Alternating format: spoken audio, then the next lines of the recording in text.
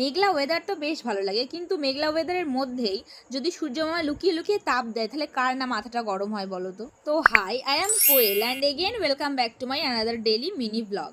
তো অন্যান্য দিনের থেকে আজকের দিনটা একটুখানি সুন্দর ছিল, কারণ আজকে মেঘলা মেঘলা ওয়েদার ছিল আর সকালবেলা আমার পড়া ছিল, আর আজকে আমার একটাও টিউশন থাকে না, তো সেই জন্য আমার মনটা বেশ খুশিই থাকে। আমি ভাবলাম এই ঠান্ডা ওয়েদারে পড়তে যেতে বেশ ভালো লাগবে, কিন্তু আমি ভুলে গেছিলাম সূর্য মামা আমাদের সুখ কোনোভাবেই দেখতে পারে না, তো সেই জন্য উনিও যথারীতি তাপ দিয়েই ছিল। তারপরে দেখো, অত খাটাখাটনি করে পড়ে বাড়ি আসার পরে স্নান ধান করে খেয়ে দিয়ে যেই ঘুমিয়েছি, সেই আমার ভিডিও করার কথা আর মনে ছিল না।